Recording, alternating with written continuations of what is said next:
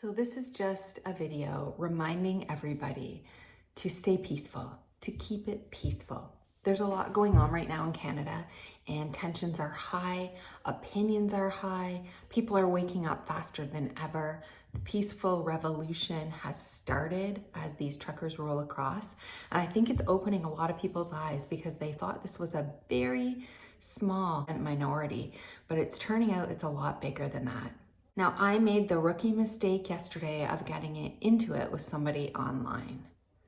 I don't do this. This is a rule of mine. You just don't have an online sort of fight with somebody because there's never a winner. There's never ever a winner in an online fight, and it's draining. So, but I did show support to a few truckers yesterday with some comments, and some, random person came on and really attacked that, had called me a domestic terrorist and all sorts of ugly words for supporting the truckers. I thought it necessary to defend my stance, which was probably the wrong way to go because people online don't want to be. They don't want their minds changed. They don't want to open their mind. They don't want truth.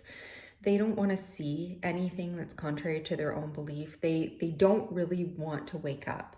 So this went on back and forth for maybe like 20 posts. And it's something that I pride myself on never doing. But since I'd gotten into it, I thought I'm going to finish this off. But finally, at the end, my last post was, obviously I can't change your mind and I'm out of this conversation. I wish you well, love, peace, whatever. If you're not with us, get out of our way because we're fighting and standing up for human rights. So of course he did try to bring me back in. Oh, wait, one more question, right? What about this? And so you, at some point you just have to walk away. You have to let these things roll off your back. You have to realize that some people aren't ready to wake up. Some people don't want to wake up. Some people want to believe, right? Their whole paradigm is on believing their narrative. And then once they start to believe it, their ego gets involved, and egos don't like to be wrong. I know somebody on the other side would say, well, what about you? But the fact is, I have truth on my side. I lived through an experience that no one would understand unless they lived through. When you've been pharmaceutically injured, and all the people who have been injured by the word I can't say, but I stand with them. I know because I have firsthand experience. When people call it lies and that there's censorship going on and all of this stuff, I also have firsthand experience with being censored. So these are facts because A, I've experienced them, and B, I know personally many people who have. So, I know the truth. Unfortunately, I don't want it to be the truth. If I can close my eyes again, not having had to live through these experiences, I probably would.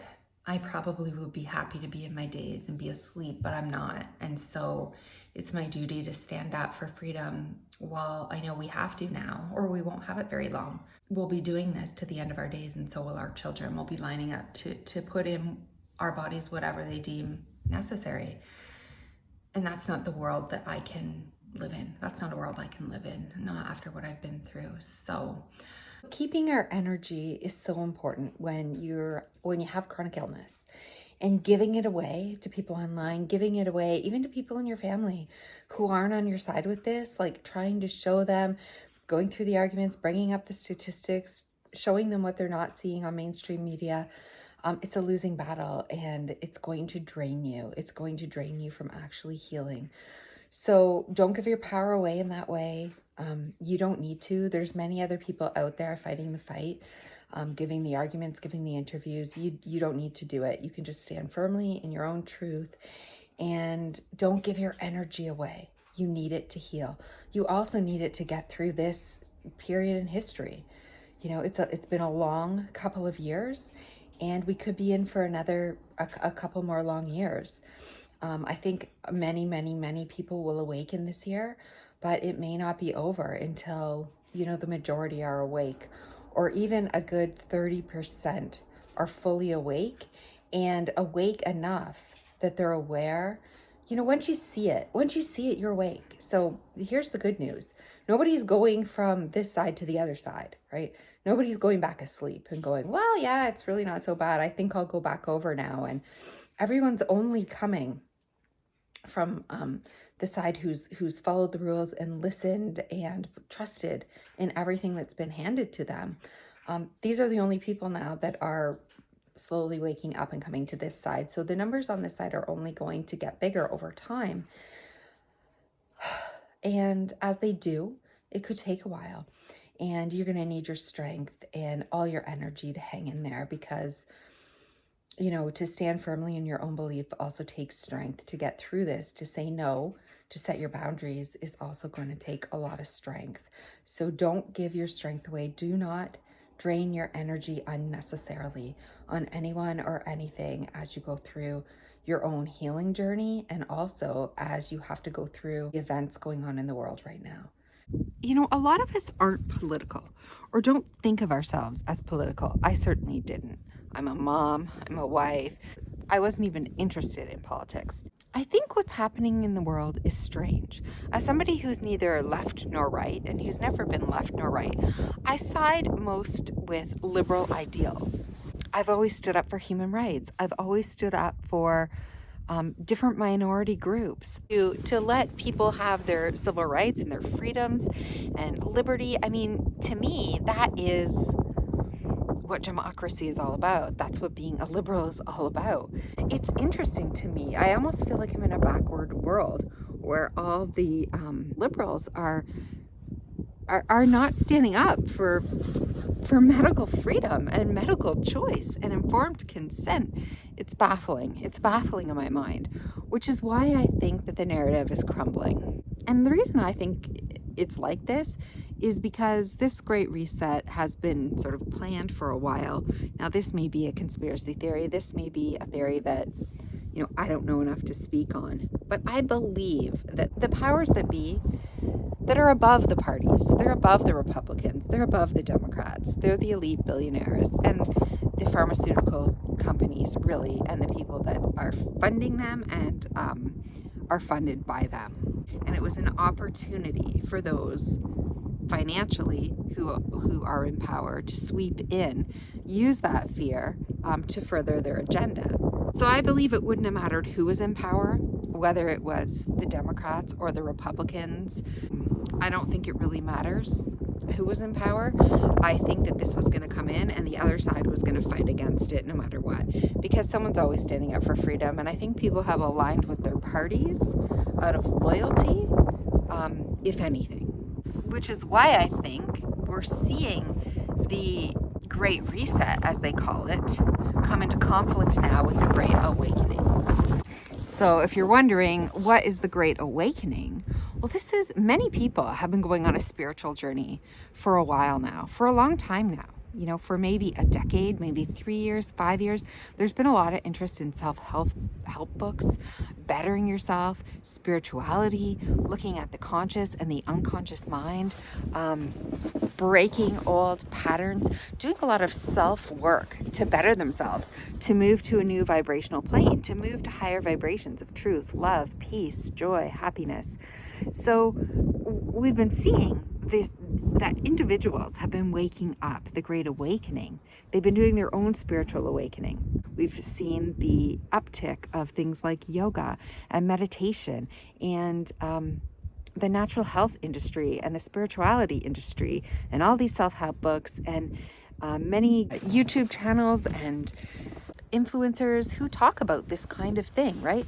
To better yourself, to awaken. So because people have already been doing the work of awakening, I think as this came along, it was easier for people to spot that this goes against their own values and their own moral compass. Unfortunately, because once you go through something, you can't unknow it. Once you see something, you can't unsee it.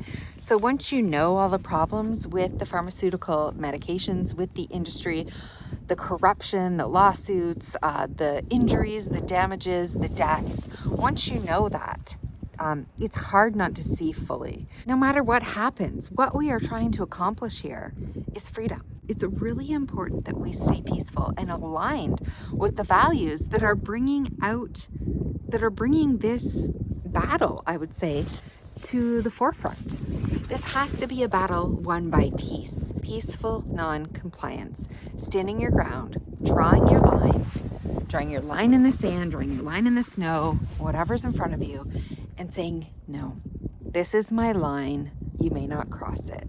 Holding up truth, holding up light, holding up evidence, right? We don't have to be silent. Peaceful doesn't mean silent. Peaceful doesn't mean weak. Peaceful means strong, brave, courageous, standing up for what you believe in, but always, always, always non-violently, always never stooping to the level of aggression, name-calling, taking sides and tearing people down. This isn't what awakened souls do. And it's very, very hard when there's almost like a blanket of darkness and people who can't see, no matter how much you show them, they can't seem to see truth. But rather than sink to their level, you must stay in your own knowing and your moral values and your moral compass and your ability to do what's right, having integrity, and standing for truth, standing for nothing less than truth. We need to be able to discuss all sides of these issues. We need the truth to be able to come out. We need to see all the damages that were done. The people who have done this need to be held accountable. This all needs to come out, but it doesn't need to happen violently. It doesn't need to happen by sinking down to a low vibrational state and calling people out, by degrading somebody else. That's never the way we raise the world up. We do it always with love and light and truth and peace. So this is what I say, this is a peaceful revolution. This is the great awakening. We're souls who are already undergoing a spiritual awakening and a personal awakening. Awaken, and they see what's happening and they say no, regardless whether you're red or blue or Democrat or Republican or liberal or conservative. We're on team humanity. We're all on team humanity. So that's what we need to do here. It needs to be a peaceful revolution, a great awakening. Things are going to get worse before they get better. We must be strong. We must not give any more inches than has already been taken. And we must hold firm for everyone, for ourselves, for our children, for everyone who's to come after us. Because you may think that you're on the side of your party right now, but when it becomes evident that you're asked to do something that you don't want to do, you're going to want to stand up and fight for freedom too. When a different party gets in and they want you to do something that you don't want to do, you're also not going to want to do this. So this isn't about parties. This is about freedom. This whole revolution is about freedom, and it's about awakening, and it's about evolving and becoming better than we are. We can't let sort of tyrannical control and power and money overtake truth and love and goodness and kindness and decency and honor and integrity and what's right. So I know what's right. I know what's right for me. I know what I've decided. I know why I've decided. I stand with the 100,000 people who have been injured. I stand with the 20,000 people who have died from this. So I hope that you're with me on standing your ground peacefully. Peaceful, non-compliant. It's a revolution. It's a waking up. And as we go through 2022, don't be pulled into the darkness. Don't be pulled down by the pettiness or the fighting. Let that go and rise up to the level that we need to heal humanity with. This is the Great Awakening. You must awaken the greatness within you in order to awaken the greatness within others.